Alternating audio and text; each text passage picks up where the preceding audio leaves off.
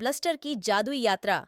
बर्फ और आग की भूमि में, जहां ग्लेशियर ज्वालामुखी से मिलते थे और उत्तरी रोशनी आकाश में नाचती थी, एक अप्रत्याशित तिकड़ी रहती थी। वेंडिगो, एक कवि के दिल वाला एक सौम्य प्राणी। ऑनरोरा, एक रहस्यमय जादूगरनी जिसके पास नॉर्दर्न लाइट्स की सुंदरता का दोहन करने की शक्ति है। और ब्लस्टर, एक शरारती लेकिन प्यारी आर्कटिक लोमड़ी। वेंडिगो मिथक और किंवदंतियों का प्राणी था।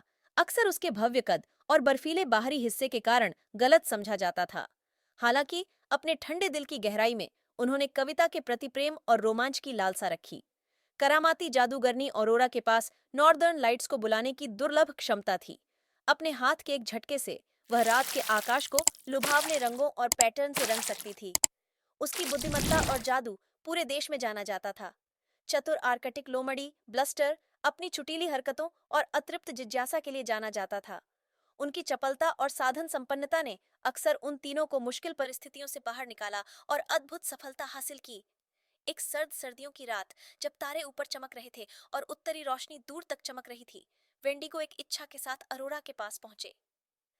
वह अपनी मातृभूमि के आश्चर्यों का पता लगाने, भूमि की छिपी हुई कहानियों को उजागर करने और उन्हें सुंदर कविताओं में लिखने के लिए एक यात्रा पर निकलने की इच्छा रखते थे।